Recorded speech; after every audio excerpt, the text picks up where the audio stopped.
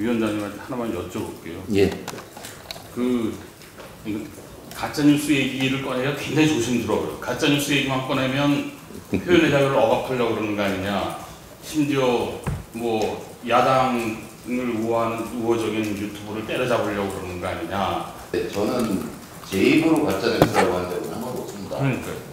허위 조작 정보라고 말씀을 드렸고, 미디어 오늘 특히 이제 헌법적 가치와 국민의 기본권을 침해하지 않는 범위에서 허위 조작 정보에 대해서 엄격하게 대응해 주셨으면 좋겠다, 이런 말씀부터 부탁드립니다. 방통위원장님도 취임사에서 강조하셨듯이 가짜 뉴스가 해당자에게는 심각한 인권 침해를, 그리고 또 국민에게는 극단적인 여론 왜곡과 사회 갈등을 조장하고 있습니다. 최근 유튜브 등 소셜 미디어 등을 통해서 표현의 자유를 악용하여 허위 조작의 정보를 분별 없이 생산 유통시키고 확대 재가공하는 일이 아주 빈발하고 있습니다. 우리 당은 국민의 기본권이자 민주주의의 토대가 되는 표현의 가치를 최우선에 두고 이를 보장하기 위해 노력해 왔습니다. 그러나 고의적인 허위 조작 정보로 피해받는 개인의 인권 역시 마땅히 우리가 보호해야 할 국민의 기본권입니다. 허위 조작 정보의 생산과 유통과 관련해 법적 테두리 안에서 미디어의 공공성을 강화하기 위해서 최선을 다해서 임해 주셨으면 좋겠다, 이런 부탁 말씀드립니다.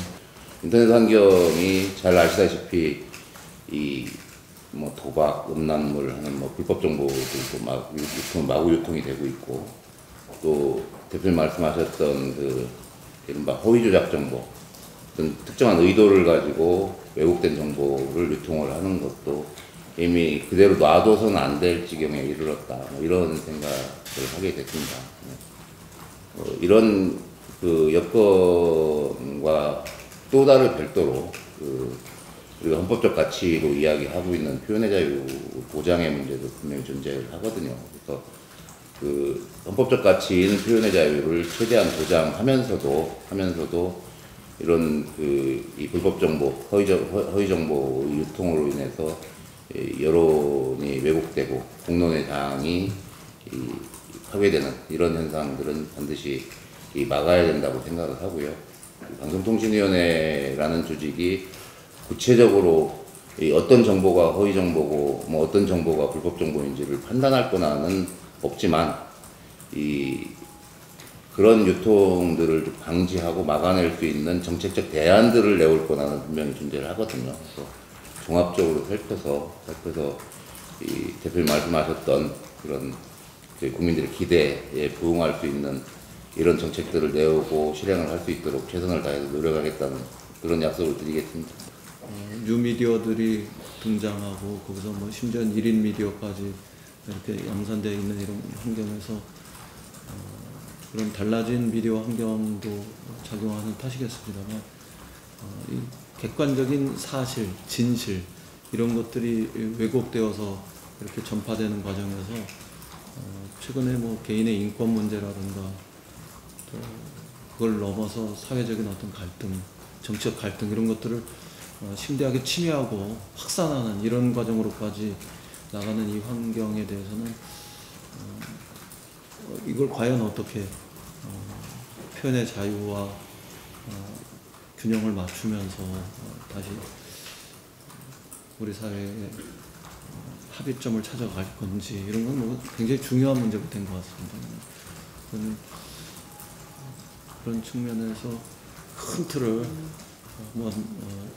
정립해 주셨으면 좋겠고, 제가 드린 말씀들도 뭐 어떤 정치적 통제와 관련한 이런 측면에서 주문했다기보다는 그런 표현의 자유 그리고 언론의 자유, 정치적 독립성, 공정성 뭐 이런 기초 속에서 허위 정보 혹은 가짜 뉴스의 문제들을 우리 사회가 어떤 합의점을 가지고 대처해 나갈 건지 이런 문제이기 때문에 그런 측면에서 뭐 잘해 주실 것으로 믿고.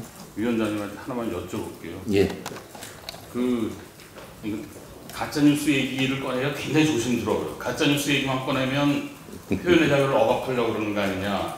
심지어 뭐 야당을 우호하는 우호적인 유튜브를 때려잡으려고 그러는 거 아니냐 이런 식으로 반발을 하고 있어서 얘기하기가 굉장히 어렵고 지금 위원장님 취임하시면서도 이제 이른바 가짜뉴스에 대해서 언급을 하면 그것의 진위는 사라지고 표현의 자유를 억압하려고 그러는 탄압하려고 그러는 거냐 아니냐라는 이렇게 직결 바로 그런 식으로 연결시키는데 저는 방통위가 이른바 이제 불법 정보에 유통되는 것을 막을 수 있는 그런 권한은 갖고 있는 거 아닙니까 지금? 예, 그렇습니다. 그러니까 방통위가 할 수 있는 범위가 어디까지고 어떤 논의를 할 것이라는 거를 좀 명확하게 해주셨으면 좋겠어요. 그러니까 항상 위원장께서 표현의 자유를 라는 원칙을 지키는 범위 안에서 한다는 거를 반드시 전제하고 천명함에도 불구하고 이 이른바 가짜뉴스 얘기만 나오면 그냥 무조건 표현의 자유 문제를 걸고 들어가니까 얘기가 근데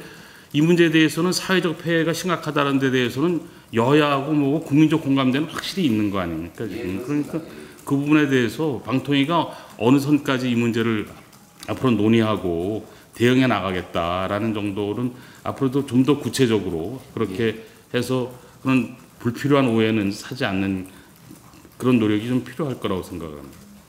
네, 제가 몇 차례 말씀을 드렸는데 저는 제 입으로 가짜뉴스라고 한 적은 한 번도 없습니다. 그러니까요.